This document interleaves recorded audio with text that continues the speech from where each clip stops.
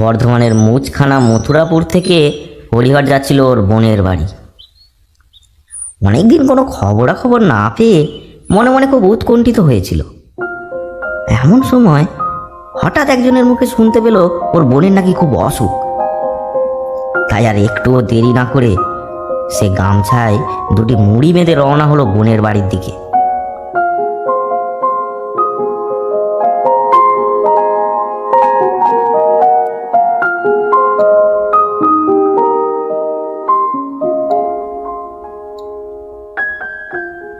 হরিহর যে পথে যাচ্ছিল সেই পথেই পড়ে বালিডাঙ্গার মাঠ।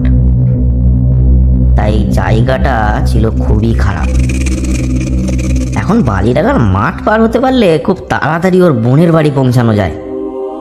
আর এই মাঠকে ত্যাগ করলে বা অন্য পথে ঘুরে গেলে 3-4 মাইল পথ হাঁটা তো বেশিই হয়, উপরন্তু বোনের বাড়ি পৌঁছাতে রাতও হয়ে যায় খুব। তাই হরিহর মনের সঙ্গে অনেক বোঝাপড়া করে জেনে শুনে এই বালিডাঙ্গার মাঠে নামলো। ভূতের উপদ্রবের জন্য এই মাঠে চাষ হয় না, আর লোকজনও থাকে না। হরিহর মাঠে নেমে দেখলো ধু ধু করছে মাঠ, দিগন্ত বিস্তৃত। চৈত্রের রোদ দূরে লিলি করছে যেন। এই দিনের আলোয় তাই ভয় পাওয়ার কোনো কারণ নেই। একবার জয় দুর্গা বলে কোনো রকমে মাঠটা পার হতে পারলেই নিশ্চিন্ত। রাত ভেদ হলে অবশ্য অন্য কথা ছিল। এখন এখানে ভয় কি? ভূতেরা আর যাই করুক, দিনের বেলায় তো ভয় দেখাবে না। আর সত্যিই যদি ভয় দেখায় তো ভূত কি জিনিস তা স্বচক্ষে দেখাই যাবে। কেননা ভূত আছে শুনেছে, অন্ধকারে পুকুর পাড়ে বন বাজারে ভূতের ভয়ে গা ঝমঝম করে তাও জানে, কিন্তু ভূতও নিজের কখনো দেখেনি বা কেউ দেখেছে বলেও শোনেনি। তাই বালিডাঙ্গার মাঠে এসে সত্যি সত্যি যদি ভূত দেখা যায় তো মন্দ কি?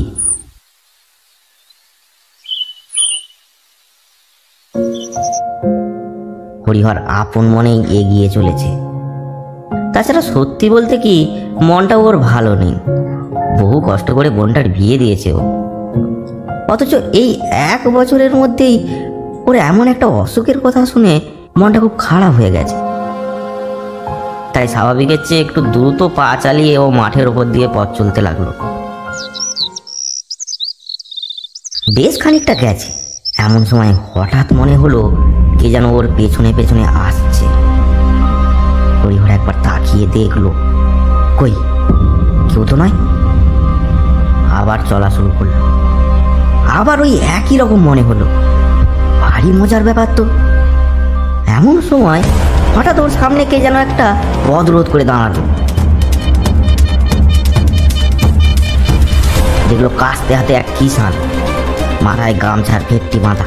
কিষানটি গম্ভীর গলায় বলল, ওহে ছোকরা, বলি এই বর্ধপুরে বালিডাঙ্গার মাঠ পার হয়ে যাচ্ছ কোথায়? আমার বোনের খুব অসুখ, তাই দেখতে যাচ্ছি। কেন, আর কোনো পথ ছিল না? সে পথে গেলে রাত্রি হয়ে যাবে, তাই এই পথ দিয়েই যাচ্ছি। খুব বাড়াবাড়ি অসুখ কিনা? বাড়াবাড়ি না ছাই, মুখে সর্দি বসে জ্বর হয়েছিল, এখন সেরে গেছে, ভালোই আছে এখন। তুমি আর এগিও না, যেমন এসেছো তেমনি ফিরে যাও। হয় ঘুরে যাও, নয়তো ঘরে যাও। তা কি করে হয় ভাই? যা বলছি শোনো, আর এগিও না, আমাদের সভা চলছে এখন, গেলে অসুবিধা হবে। তোমার বোনের বাড়ির খবর ভালো? খবর ভালো হোক মন্দ হোক, এত পথ কষ্ট করে এসেছি যখন, ফিরে তো যাবো না। আর কাল কে আসে, যা হয় হবে, আমি যাবই। আমার কথা তাহলে শুনবে না তুমি? হরিহর ওর কথার কোনো উত্তর না দিয়েই এগিয়ে চলল।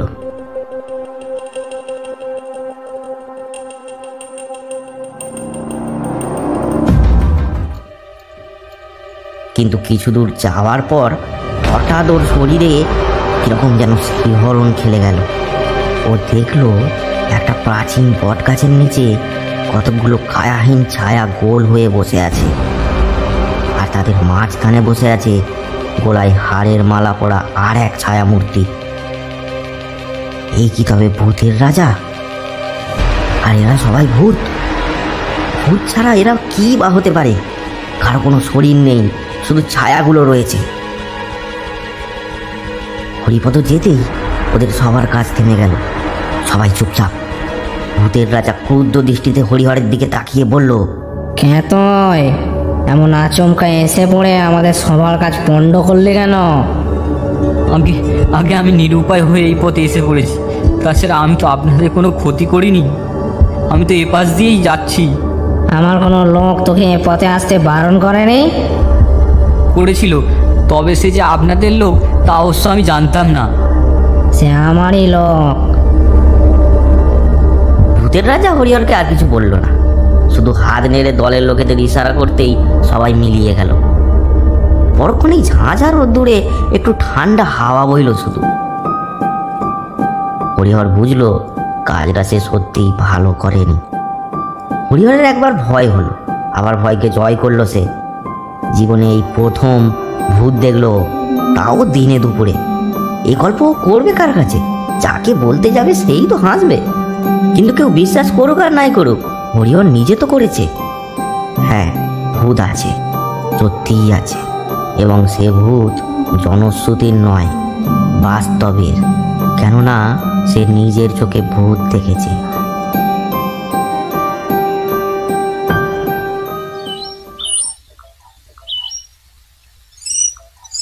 যাই হোক, সন্ধ্যের আগেই সে বোনের বাড়িতে পৌঁছালো। হরিহরের মুখে সব কথা শুনে ওর বোনের শ্বশুর এবং অন্যান্য লোকেরা সবাই খুব বকাবকি করতে লাগলো।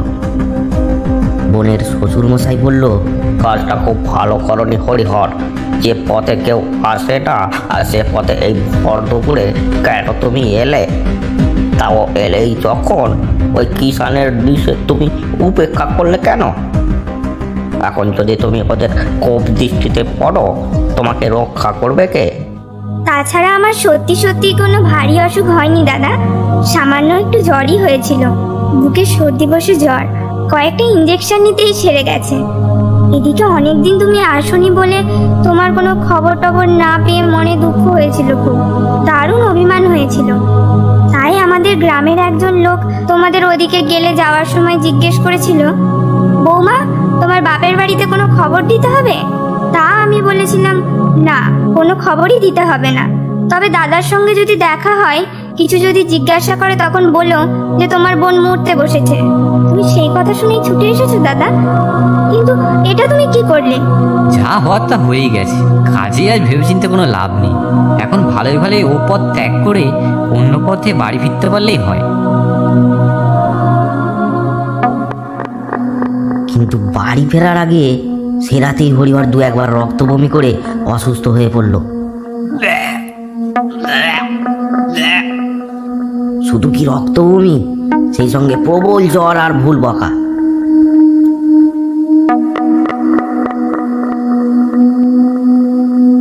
পরদিন সকালেই হরিহরের ইচ্ছা মতো ওর বোনের বাড়ির লোকেরা হরিহরকে গরুর গাড়িতে শুইয়ে তার গ্রামে পাঠিয়ে দিল।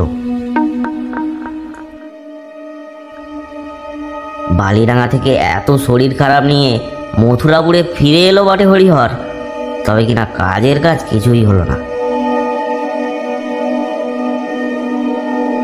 যত দিন যেতে লাগলো ততই স্বাস্থ্যের অবনতি করতে লাগলো ওর। বহু ডাক্তার বলতেই ওঝাপত্তর করলো, কিন্তু না, কিছুতেই কিছু হলো না। হাজার রকমের টুকটাক, জল পোড়া, ঝাড়ফুঁক, সবই বৃথা হলো। অবশেষে এক সত্যিকারের গুণিনের সন্ধান পেল ওর বাড়ির লোকেরা।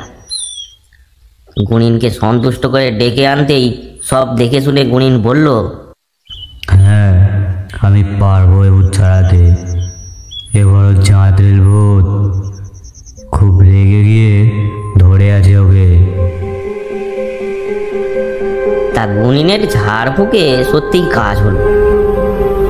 দু চারবার সর্ষে চোঁয়া ছুঁড়ে মারতেই আর প্যাকাটির ফুঁ দিতেই বাবারে মারে করে ভূত হরিহরকে ছেড়ে পালাতে পথ পেল না। কিন্তু মুশকিল হলো এই, গুণিন আসেন, ঝাড়ফুঁক করেন, ভূত পালায়। কিন্তু যেই গুণিন বাড়ি ফেরেন, ভূত এসে আবার ধরে।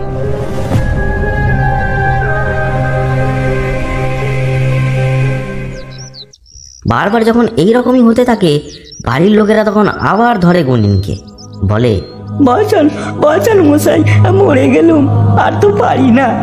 আপনি গেলেই রোগী সুস্থ হয়, আর আপনি খাল পার হলেই আবার ধরে রোগীকে। আজ তাহলে বেড়াদের শেষ দিন হোক, ওর জন্য আমার কেন বদনাম হয়? তা ঠিক আছে, তোমরা যাও। আজ গিয়ে আমি এমন ওষুধ দেবো যে আরও ধারে কাছে কোনো ভুল আসতে সাহস করবে না। ও ভূত তো কোন ছাড়। এই বলে হালদার মশাই তার শেষ দাওয়াই রক্ষা কবচ হাতে নিয়ে রওনা হলেন রোগীর বাড়ির দিকে।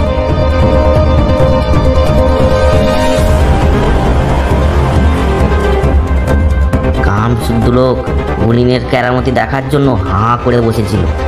গুনিন যেতেই হই হই করে উঠল সকলে।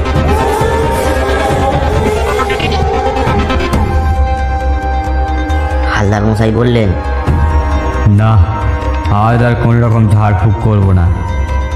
একটা রক্ষা কবচ পরিয়ে দেবো শুধু, তারপরে দেখবো কোন ভূত কি করে ওকে ধরে। গুনিনকে দেখেই ভূত পালালো। সুস্থ লোকটির গলায় কবচ বেঁধে গুনিন বলল, এই তোমার রক্ষা কবচ বাবা, খুব যত্নে রেখো এটা, অন্তত বছরখানেক, আর তোমাকে ভূতে ধরবে না। হরিহর হালদার মশাইকে প্রণাম করল এবং সত্যি সত্যিই হাঁপ ছেড়ে বাঁচল সে। অর্থাৎ সেদিন গুনিন চলে যাওয়ার পরেও আর তাকে কোনো ভূতে ধরল না। এই ব্যাপারে ওঝা হিসেবে নিবারণ হালদারের ধন্য ধন্য পড়ে গেল চারিদিকে। পড়বে নাই বা কেন? এমন বেয়ারা ব্যাপার তো হামেশা ঘটে না। তা কে কবেই বা এসব দেখেছে? ওইরকম একটা ঢ্যাঙা ভূতকে জব্দ করা কি চারটিখানি কথা? হালদার মশাইও তাই বিজয় গর্বে বুক ফুলিয়ে ঘুরে বেড়াতে লাগলেন চারিদিকে। পরদিন সন্ধ্যাবেলা ফাঁকা মাঠে একা পেয়ে ভূতেরা এসে ধরলো হালদার মশাইকে। বলল, হালদার, তুই মস্ত গুণিন, গুণিনের সেরা গুণিন, কিন্তু আমাদের পিছনে লেগে তুই খুব একটা ভালো করলি না। এখনো বলছি, আমাদের শিকার আমাদের হাতে তুলে দে। থাম বেটারা, আমি নিবারণ হালদার, আমার সঙ্গে লাগতে আসিস না। আর ওকে তোদের হাতে ফিরিয়ে দেওয়া আমার পক্ষে সম্ভব নয়। তাহলে এই যে দেশময় ধন্যি ধন্যি পড়ে গেছে আমার নামে, সব তাহলে বৃথা হয়ে যাবে। তোরা অন্য কাউকে ধর, আমি তাকে ছাড়াবো না। হরিহর আমাদের শিকার, আমরা খুব রেগে আছি ওর ওপর, কাজেই ওকে ছাড়ার কোনো প্রশ্নই ওঠে না। তা আমার কি? হরিহরকে ভালো করে আমার দেশ জোড়া খ্যাতি, এ সুনাম আমি হারাতে চাই না। আমাদের কথা তুই শুনবি না তাহলে? না। ঠিক আছে, আমরা এর বদলা নেব। তোর একটি মাত্র ছেলে তো, আনাচে কানাচে যেখানে সেখানে ঘোরে, আমরা তার গলা টিপে মারবো। তবে তোকে আমরা আর একবার ভেবে দেখার সময় দিলাম। তোদের যা ইচ্ছে কর। তা তো করব, কিন্তু এখনো বলছি হালদার, ওই কবচ তুই খুলে নিয়ে আয়। সম্ভব নয়। তাহলে ধরলাম তোর ছেলেকে। তোর ছেলে এখন পুকুর পাড়ে ওর বন্ধুদের সঙ্গে আড্ডা দিচ্ছে। ধরলাম ওকে। এখন বেশি ক্ষতি করবো না, তবে ঘাটটা একটু ব্যথা করে দেবো। তোর ছেলের মুখ দিয়ে এখন রক্ত উঠছে হালদার, তাড়াতাড়ি যা। তবে তুই যাওয়ার আগেই আমরা ওকে ছেড়ে দেব। এই কথা বলেই ভূতেরা বেপাত্তা। আর নিবারণ হালদারও দারুণ ভয় পেয়ে ছুটলেন সেই পুকুর পাড়ে তার ছেলের কাছে। হয়তো তার ছেলেকে ঘিরে সবাই কেমন গোল হয়ে বসে আছে। তবে কি সত্যিই ভূতেরা ধরলো ওকে? হালদার মশাই গিয়ে ঝাড়ফুঁক করে জল পড়া দিয়ে ছেলেকে ঘরে আনলেন। ছেলে তখন প্রবল জ্বর, অনবরত ভুল বকছে, শুধু বলছে, ও বাবা, ও বাবা গো, কি বড় বড় চোখ বাবা, ও বাবা গো, আমাকে কামড়াতে আসছে বাবা, আমি মরে যাবো গো বাবা, ওই দেখো আমার কাজ ছাড়াচ্ছে বাবা। হালদার মশাই দেখলেন গতিক সুবিধের নয়। তার যত রকম বিদ্যে জানা ছিল প্রয়োগ করে ছেলেকে তিনি সুস্থ করবার চেষ্টা করলেন। অবশেষে অনেক চেষ্টা করার পর একটু সুস্থ হলো ছেলেটি।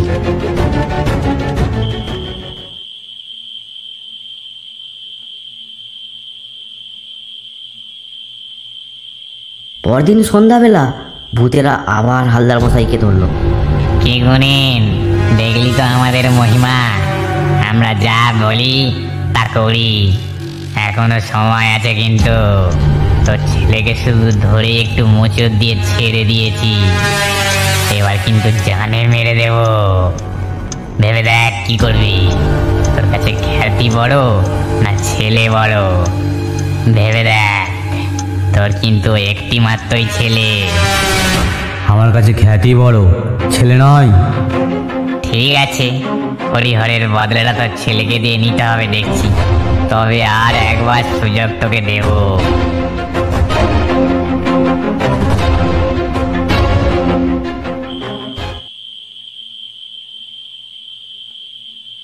হালদার মশাই চিন্তান্বিত হয়ে বাড়ি ফিরে এলেন। চিন্তার কারণ আছে বই কি। হতচ্ছাড়া ভূতগুলো আগে যদি কিছু বলতো তখন না হয় চিন্তা করে দেখা যেত, কিন্তু এখন নিজের হাতে লোকের গলায় কবজ বেঁধে সেই কবজ খুলে আনবে কি করে? এদিকে ওদের যত রাগ এখন ছেলেটার ওপর পড়েছে। হালদার মশাইয়ের সব কিছু কেমন যেন গোলমাল হয়ে যেতে লাগলো। বাড়ি ফিরতেই হালদার মশাইয়ের স্ত্রী তো কেঁদে এসে হালদারের পা দুটো জড়িয়ে ধরলেন।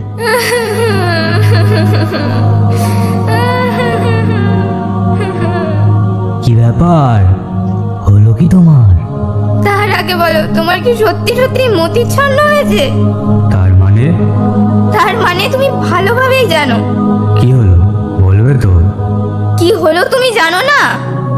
এই তো একটু আগে পুকুর ঘাটে আমাকে দেখা দিয়ে ওরা বলে গেল তুমি নাকি ওদের কথায় রাজি হচ্ছ না।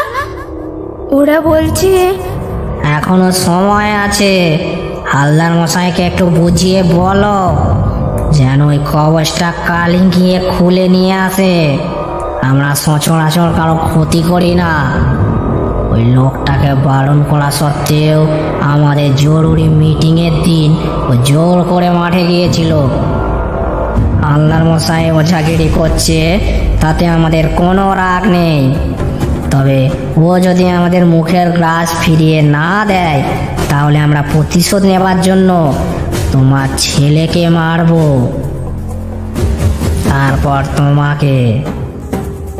এখন বলো, তোমার এত দরদ কেন ওদের ওপর? কিসের এত জেদ তোমার? শুধু তোমার গুয়ার তুমির জন্যই না ওরা আমার ছেলেটার মুখ দিয়ে খানিকটা রক্ত ওঠালো। সব জেনে শুনেও চুপ করে আছো তুমি। তুমি বাপ না পিশাচ? হালদার মশাই এবার রীতিমতো ভয় পেয়ে গেলেন। বললেন, ওরা বুঝি এইসব কথা বলেছে তোমাকে? না বললে জানলাম কি করে বলো? কিন্তু মুশকিল হয়েছে কি জানো, আমি ওই কবজ কি করে খুলে আনবো? কেন? কাল সকালেই তুমি অন্য একটা বাজে কবজ নিয়ে যাও ওদের বাড়ি, তারপর গিয়ে বলো এই নতুন কবজটা আরো বেশি জড়ালো। এই কথা বলে আসল কবজটা খুললে নকল কবজটা পরিয়ে চলে এসো। ভূতেরা বলেছে ওই কবজটা খুলে নিয়ে তুমি ঘরে ফিরলেই ওরা আর এক মুহূর্ত দেরি না করে মেরে ফেলবে লোকটাকে। ঝামেলা একেবারেই চুকে যাবে। বেশ, তাই করব। ওরা আবার এলে এই কথাই তুমি বলে দিও। হালদার গিন্নি দুহাত জোর করে কপালে ঠেকালেন। দুর্গা দুর্গা।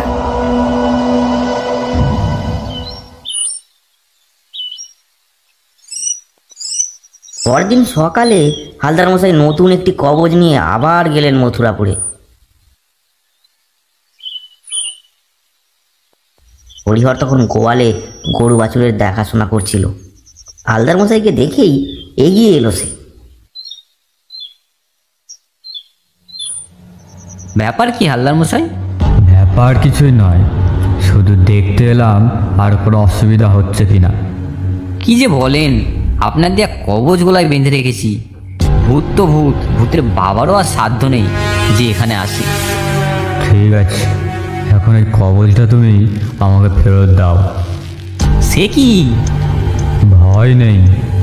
এই কবজের বদলে তোমাকে আর একটা এমন কবজ দেব যে তারও সাংঘাতিক। এই কবজটা তো শুধু তোমাকেই রক্ষা করবে, কিন্তু এই নতুন কবজ রক্ষা করবে তোমার পুরো পরিবারকে। তারই দেয়া জিনিস তিনি ফিরিয়ে নেবেন, এতে অবিশ্বাস করার কিছু নেই। ঘুরিয়ে ফিরিয়ে আবার হয়তো একদিন একটা নতুন কবজ দেবেন, এরকম তো হতেই পারে। তাই সরল বিশ্বাসে কবজটা হালদার মশাইকে দিয়ে দিল হরিহর। হালদার মশাই নিজের হাতে নতুন একটি নকল কবজ বেঁধে দিলেন। তারপর ভগবানের নাম স্মরণ করে বেরিয়ে এলেন ওদের বাড়ি থেকে।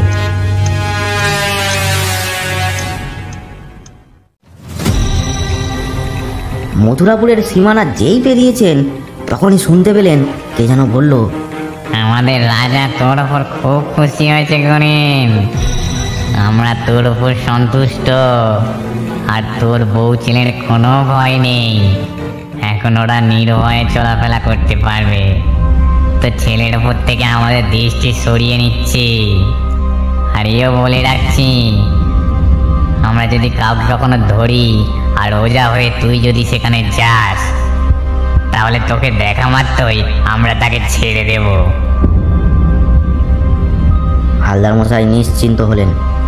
একজন রোগীকে সারাতে না পারলেও এরকম অনেক রোগীকে যদি বাঁচাতে পারেন, সেটাই বা মন্দ কি? তার কর্মদক্ষতা তাতে কিছুমাত্র কমবে না, বরং উত্তরোত্তর সুনাম বৃদ্ধিই পাবে।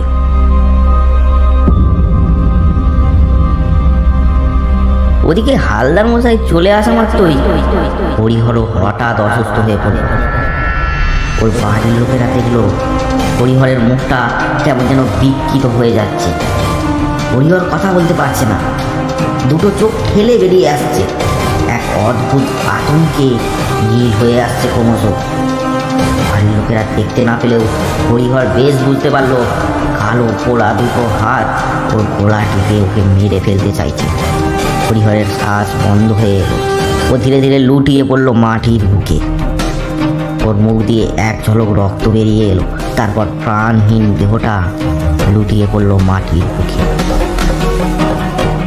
ওর বাড়ির লোকেরা গুনিনকে ডাকতে ছুটল, কিন্তু গুনিন তখন কোথায়? গুনিন তখন নাগালের বাইরে।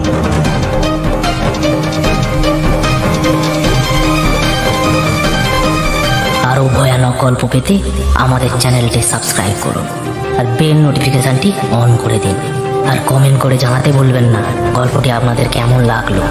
কমেন্ট বক্স থেকে আমাদের কিছু পছন্দের কমেন্ট আমরা তুলে ধরবো পরের গল্পের শুরুতেই। কমেন্ট করে পাশে থাকুন।